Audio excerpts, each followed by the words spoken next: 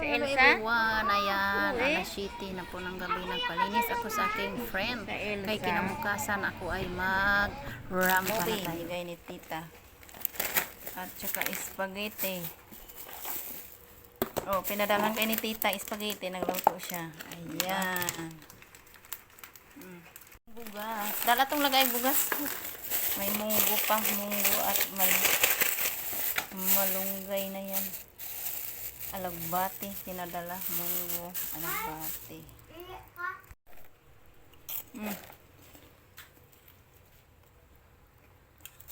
Hello everyone, alas 9 na po ng gabi. Ako ay natapos paghugas at gawaing bahay. Ako ay nag-ready sa pagplansya.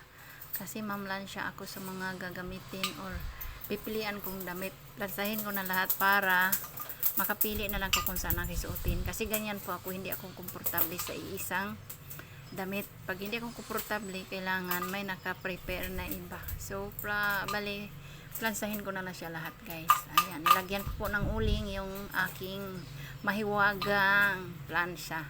Sinong karelate dyan nga may plansyang ganyan? Kasi alam ko kadalasan ngayon ay dekorente na talaga yung plansya, pero kami kakaiba, o diba? Matagal na yan, binigay lang yan sa akin ang aking sis-in-law. So, gamit na gamit pa rin. Medyo hulog-hulog na rin yung lock niya, pero pwede pang magamit.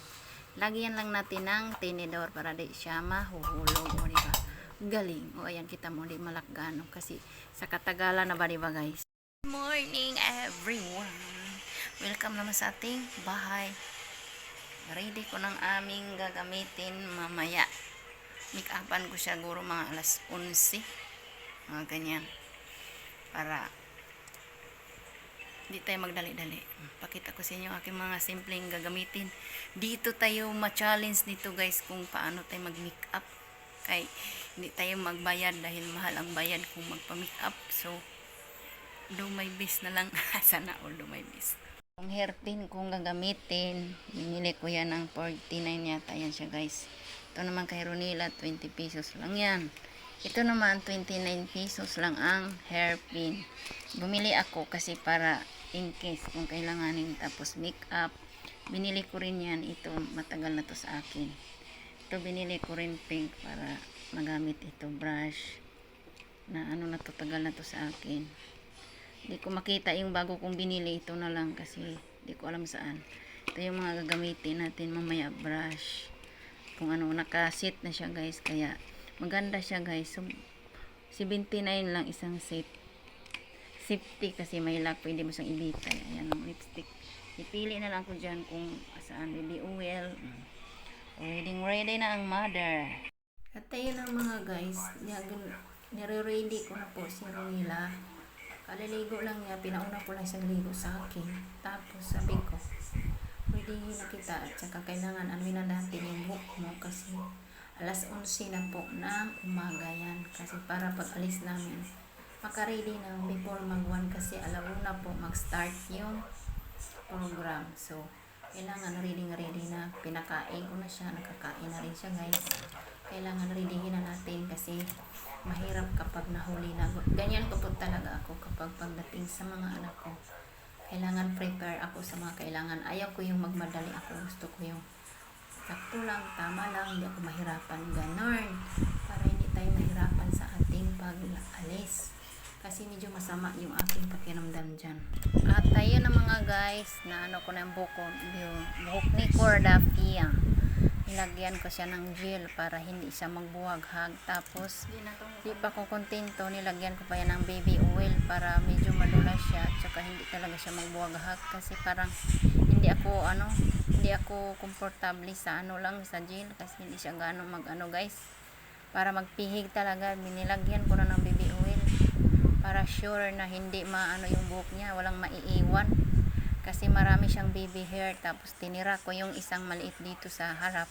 Kasi balisintiperin ko yan. Lagyan ko yan siya ng style. Para may style naman yung kanyang buhok. Nag-i-effort talaga ang mother there. Dahil siyempre proud tayo sa ating anak na naging top 1 sa school. So, with honor siya guys sa school. Diba? Sino ba namang hindi mag-effort na magulang kung ganyan ang anak mo? Sobrang liit. Tapos matalino. Diba? Proud tayo. Kaya kung kahit mahirap ang buhay natin, talagang bigyan natin ng moment na para sa ating anak na i-appreciate yung mga na-achieve niya sa buhay, o diba? Tapos ayan na, okay na yung buhok niya, guys. Bali make upan ko na siya, guys, o diba? Simple lang yung make up niya kasi hindi naman yan mahilig sa make up. Gusto niya kunting pulbo lang. Mana sa akin yan, siguro pagtanda yan, mag-iiba na yung ihip ng hangin yan. Kasi ako dati, hindi ako mahilig mag-make up. Tapos nung nagkaedad-edad na ako, doon ko na na-realize na ang ganda pala pag nagme-make up mo. Sana all. Make up tayo, Tapos, make up tayo ayan, na artista. yung yung mata niya. Sabi ko, pumikit ka lang para di ka maano yung mata mo. Kunting ano lang ang kilay niya. Nilagyan ko lang yan kunting eyebrow para mag-forma lang yung kilay niya. Kasi yung kilay niya, forma naman yung kilay niya, guys. Pwede na siyang dilagyan. Kaso lang mas maganda talaga yung may aura-aura. O diba? Siyempre, kiss alang yan. Minsan lang yan sa buhay natin na mayroon tayong ma-achieve sa buhay ng ating anak, kaya dapat talagang bigyan natin ng pansin, o diba? Guwapa ka na ba? Guwapa na siya, naka-dress. Mama wala ka-dress, naka-red. Red ang mama. Maya lang tayo alis, mga kuan, mga 1:45.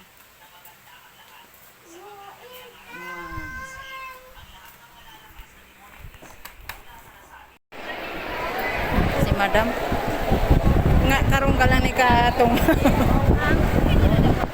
upod-upod ka pala.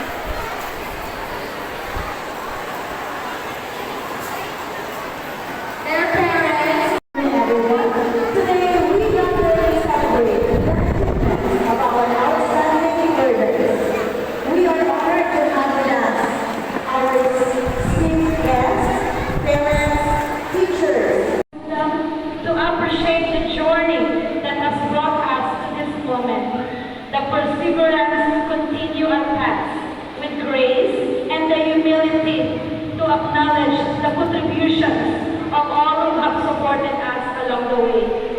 We give you thanks for the talents, dedication, and determination of all those being honored. Help us to remember na ang tanan nga maayong matukan halin sa imo. Lord, you bless ang tanan nga nagdiri with a sense of pride in their accomplishments, humility in their successes, and gratitude for the support they have received. May this recognition day serve as a testament to the power of collaboration, the beauty of diversity, and the strength of unity within our community. Grant us the wisdom to appreciate the unique contributions of each person, the compassion to celebrate their achievements wholeheartedly, and the inspiration to continue striving for excellence together.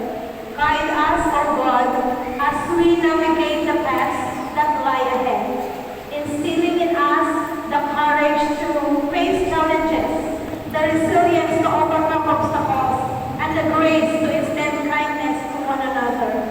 In your infinite wisdom, grant us the courage to embrace challenges, the compassion to uplift one another, and the gratitude to cherish every step of our journey. Let this ceremony be a testament to the power of perseverance, the beauty of diversity, and the strength of unity. With hearts full of gratitude, we offer this prayer, trusting in your guidance and grace. In the name of the Father, the Son, and the Holy Spirit. Amen.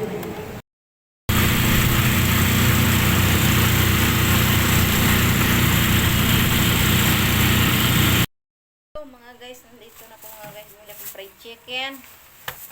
Nila ko gulay. Bibili sana kami ng cake.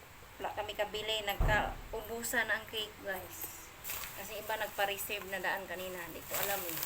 Bumili na lang po ng kalahating bihon. Magpansit na lang kami ngayon. Tapos bumili ako ng 100 na tinapay. Juice.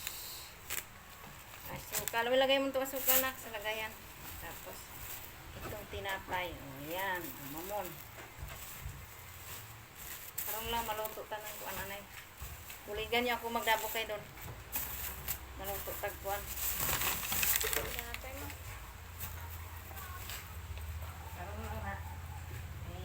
magsabay-sabay. Buligan niyo ko anay mag-amo ka to. Nagbakal ka mo kuan. Guys, ayan, ni-ready ko na, hiniwa ko na yung sinaksak na gulay at saka yung fried chicken. Ayan yung ating bihon, hindi ko yan lagyan ng tubig.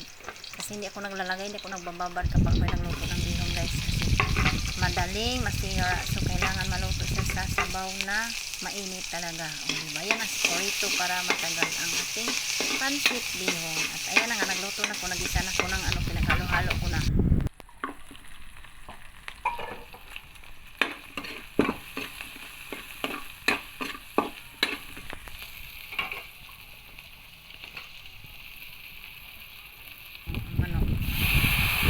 Tapos nag-add ako ng water para lagyan ng mga sahog na rin yan pagkatapos. At ayan na guys, ito na siya, mukhang pansit na.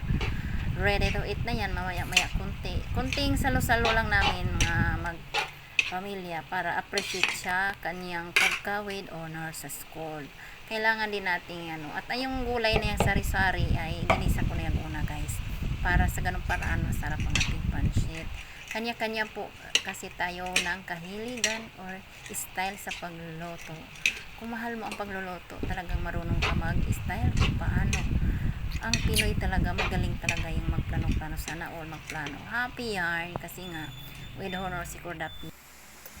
At ayan na guys, alas 5:30 na po ng hapon, nakaluto na rin sa wakas, nagmadali kasi kong luto. At ito na pinapatawag ko na rin yung plato ko? pasaluhin.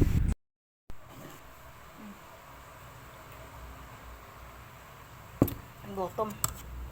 Gutom kami to sa gym. Kain.